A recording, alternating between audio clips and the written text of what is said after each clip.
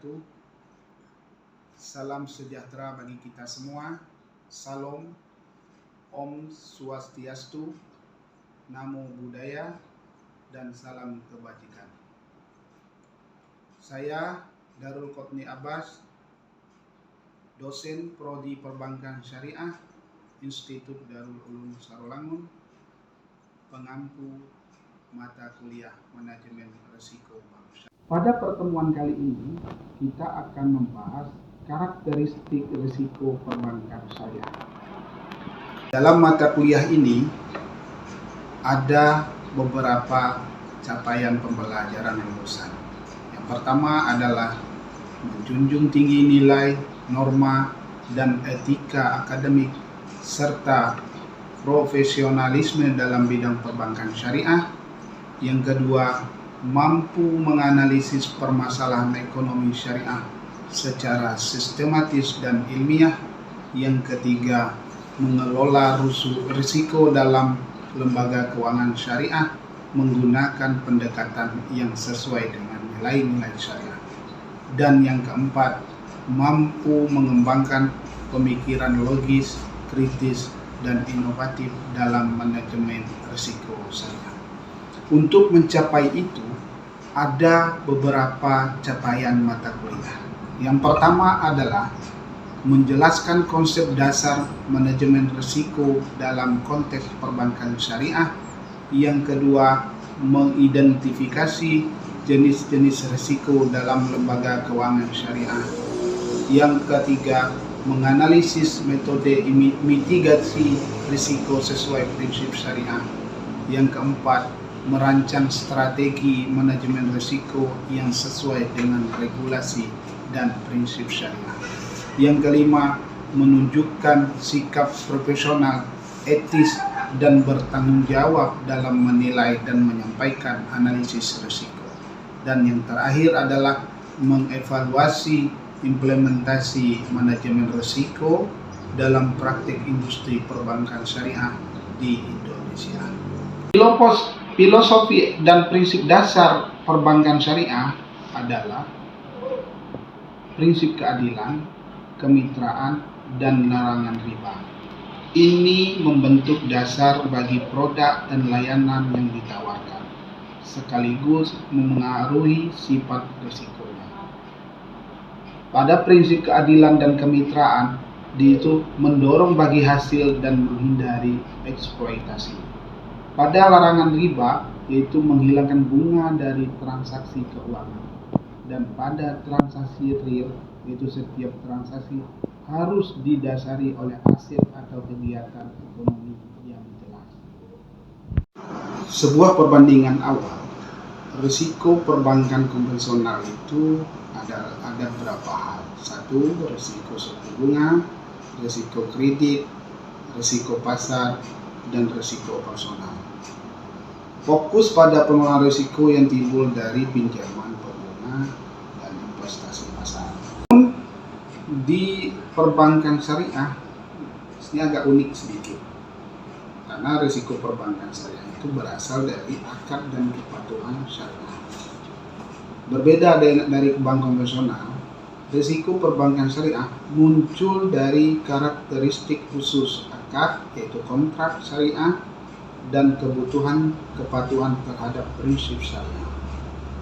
Risiko pembiayaan berbasis bagi hasil, yaitu pada akad musyarakah dan mudharabah.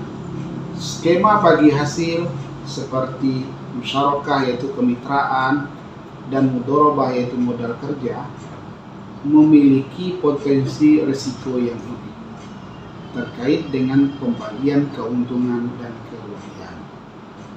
Dalam akad musyarakah, di situ ada risiko moral hazard, ada asimetri informasi, dan ada penetapan keuntungan atau kerugian.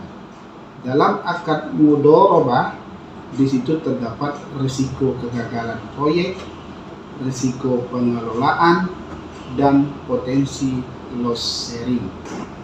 Risiko pembiayaan berbasis jual-beli, yaitu dalam akad murabahah, ijarah, dan salam.